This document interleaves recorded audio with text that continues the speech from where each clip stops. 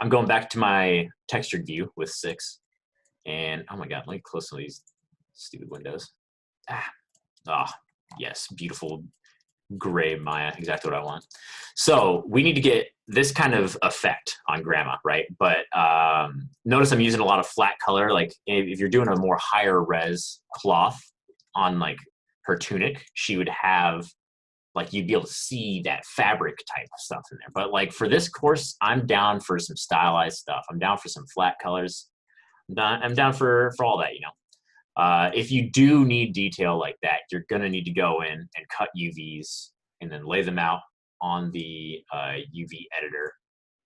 You'll need to do this basically.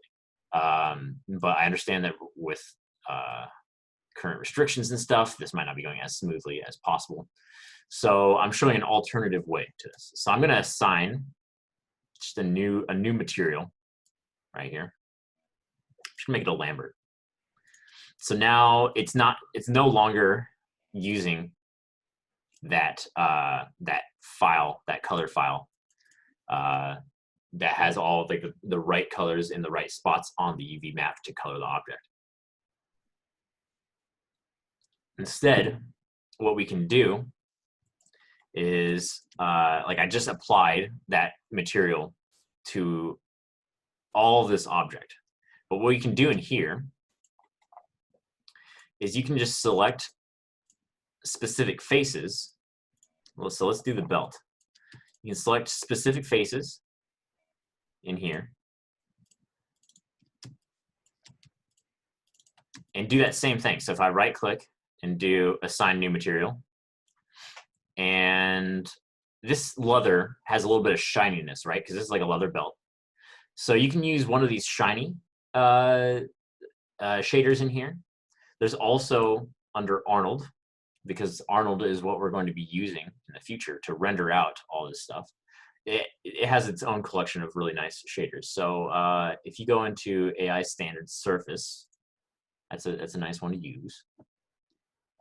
You can kind of just set these colors. So if you want a sort of brown material in here, let's get this to be somewhere close to brown. And there you go. So now that belt right there is all colored that same color. So if you now go to the other belt and do assign existing material, and that was just that AI standard surface 1. That was that new one right there. It'll apply it right to that. So if you go into the material attributes on that, you can also just rename that to be belt or something, or leather belt. Let's do leather belt. Perfect. And you can adjust stuff like how shiny it is. That's basically what specularity is, particularly roughness. And you can, like, that's why we eventually use shaders that are more complex than Lambert. But for this class, you don't have to go into these types of shaders. It is fine either way. But yeah, so you can get really, really shiny on there. And when we render it out, it'll be a lot more it'll have that sheen to it. So you can go in piece by piece and start doing that. Same for these sleeves. Like I wanted them to be a little bit gold, right? So if I go in here and select all of that trim and all of this trim,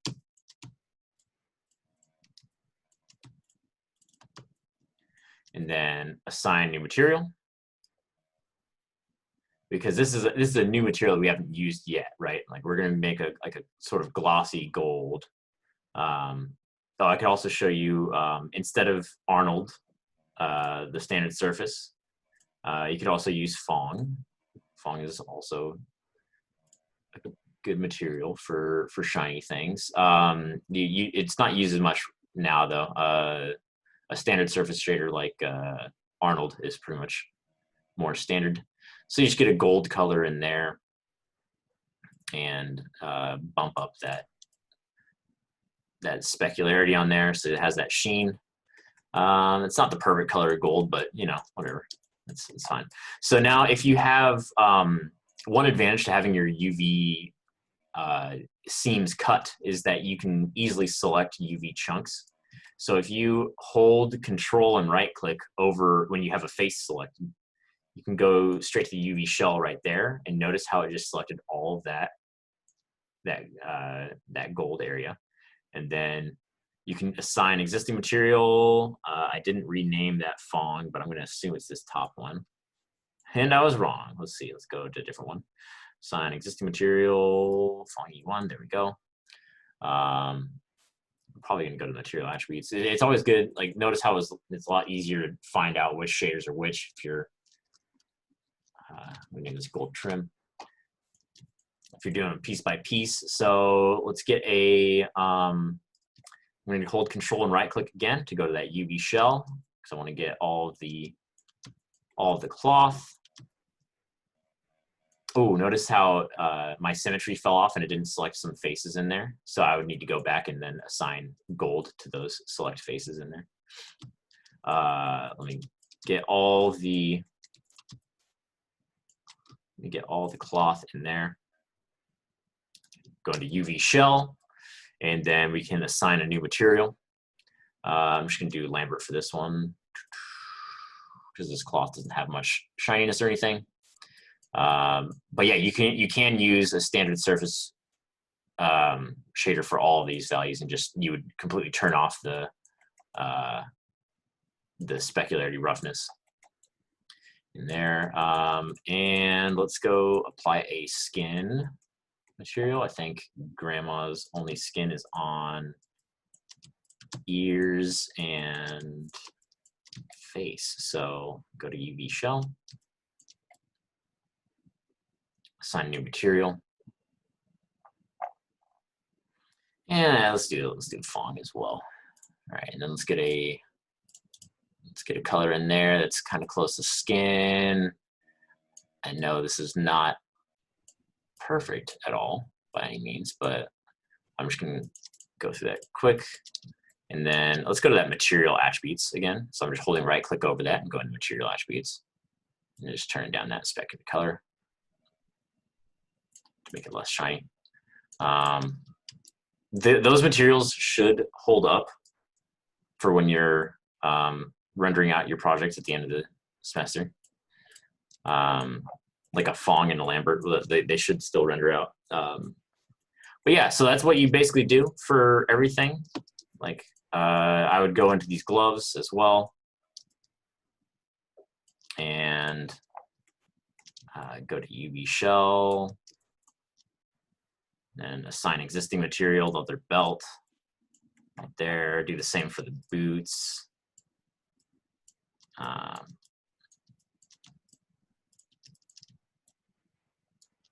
Just holding right click, assigning existing material, other belt. Oh, I didn't quite get the UV shell there, so I need to do that again. And yeah, so you just keep doing that, lather, rinse, repeat, basically. And yeah, you can get some color right on your character pretty easily. And then for like the eyes, you could just cut up the UV map on that to have that sort of pupil iris, those iris faces to be whatever color you want, and then you'd fill it in there. And just remember that if you go back into object mode and like set the material there, it might destroy your coloring work. But yeah, so I wanted to provide this as an alternative to going in and cutting every single like different quad across to make your UV map. I find it to be kind of intuitive and pretty easy to work with. The one thing that you might want to think about though is that you saw how it was a lot easier to like go to face and then hold control and right click and go to UV shell, and then it just selects everything up to that shell. So like that makes selecting a lot easier. Otherwise you'd have to be like, okay, let me get let me get this. You can also use, I think it's, yeah, just holding tab, and you can kind of paint over faces that you want to select for a little bit quicker selection for this type of stuff. But yeah, so I just wanted to show you guys this coloring method for that. And let me stop recording so it's cut up nicely.